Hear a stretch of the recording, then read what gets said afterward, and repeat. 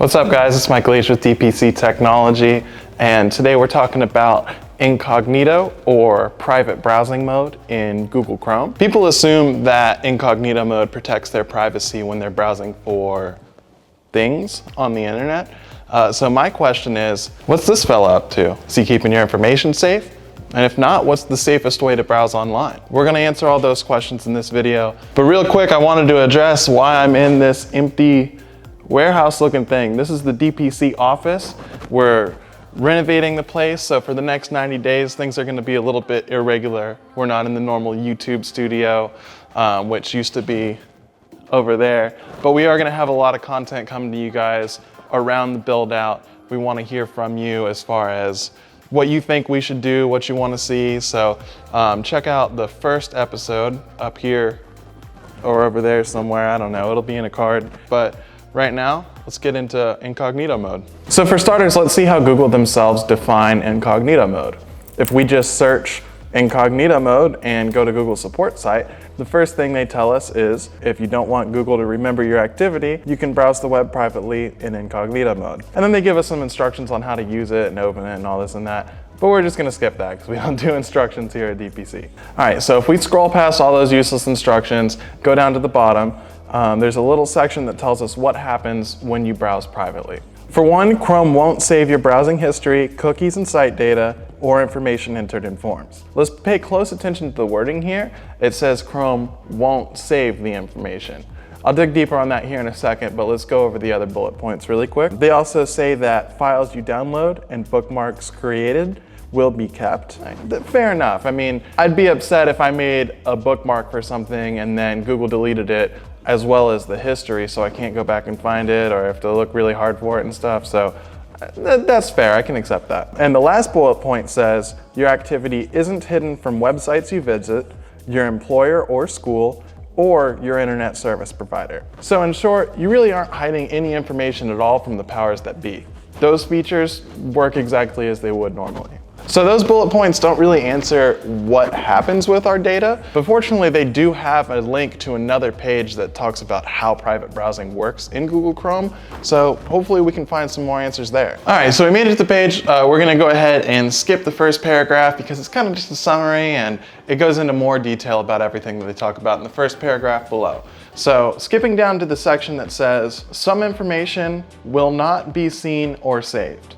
So right there we know it's not all of your information, it's just select stuff. And they go on to say, Chrome won't save your browsing history, your cookies and site data, information you entered in forms, or permissions you give websites. So again, back to the first bullet point from the last page. It's saying that it won't save your information, not that it's not going to record your information in the first place. So what this section is really saying is that Chrome is not gonna stop collecting your data, they just won't be saving it once you end your session. But it gets even better. The very next section is titled, your activity might still be visible. They say incognito mode stops Chrome from saving your browsing activity to your local history.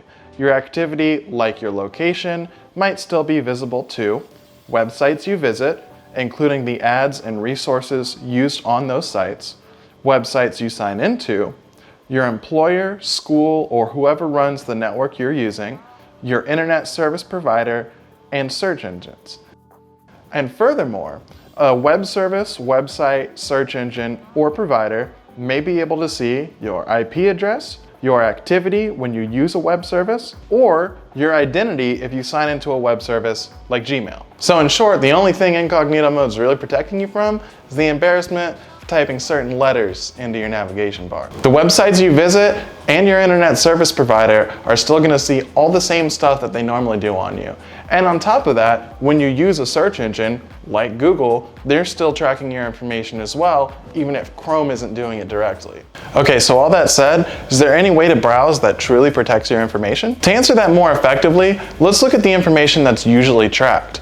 The big one is cookies. Cookies are just little packets of information that get sent back and forth from your browser to the site that you're on. Cookies allow sites to see your location, browsing history, authentication information, and more. Search engines like Google also use your location to put more relevant search results in front of you. Luckily, with the laws that we have now, every site that uses cookies is required to tell you as soon as you click on the site that that's what they're doing, and also give you the option to turn those cookies off or accept them. If you go into the settings in Chrome, you can actually disable all cookies or some cookies or whatever you want to do.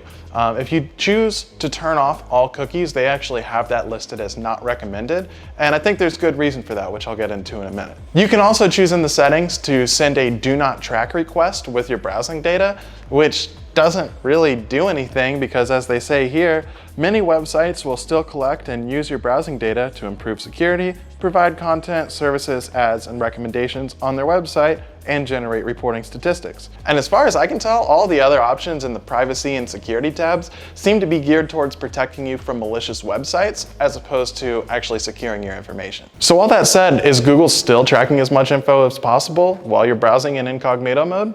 The answer is yes. They claim to do it in order to track your behaviors and provide you with a more streamlined browsing experience. If you want to keep using Google Chrome, but just minimize the amount of data that's being tracked, you can use a browser extension like DuckDuckGo, which offers a tracker blocker and an encryption enforcer, as well as their own search engine that guarantees privacy when searching. On top of the Chrome browser extension, DuckDuckGo actually also has their own mobile app, which I ended up downloading a little while ago and did use for a couple of months. What I found though is that the user experience when using that just isn't as good. For example, if I type in a simple question into Google, like how many people live in the state of Florida, it'll generally just put the answer right there on top. I don't have to click any links, I don't have to go anywhere or do anything. It's really easy. With DuckDuckGo though, when I search that, it provides me the list of the most relevant websites that I then have to click on and go in there and find the information that I'm looking for. DuckDuckGo's maps are also less user-friendly. They have less businesses registered with them, and therefore you get less results.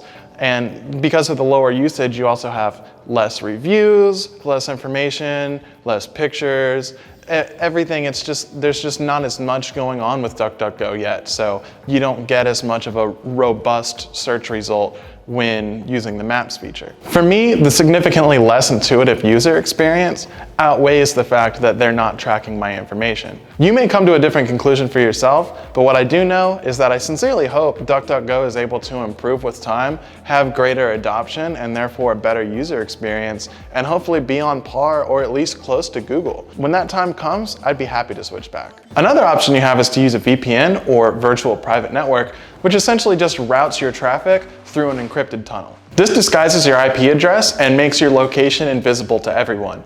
If someone were to look at the IP address when you're using a VPN, it would only show the IP address of the VPN itself. So essentially, they won't find any information on you, the individual. Another perk with VPNs is that if you set your VPN location to another country, you can get things like Netflix shows that you can only see in Japan or whatever. Now, VPNs aren't new. There are a lot of reputable VPNs that have a good price. And man, this would have been a great video for a sponsor. Now, if you really want to go hog wild with the security, you can download Tor and hit the dark web like it's 2008. So is private browsing truly private? Not in Google Chrome. There are other options available, but they do come with a trade-off, like a less intuitive user experience or a monthly subscription fee. Whether you want to make that trade-off is up to you. But anyways, thanks so much for watching. Make sure to smash the like button so Google can track the fact that you like this video, and subscribe for more meta jokes. Peace.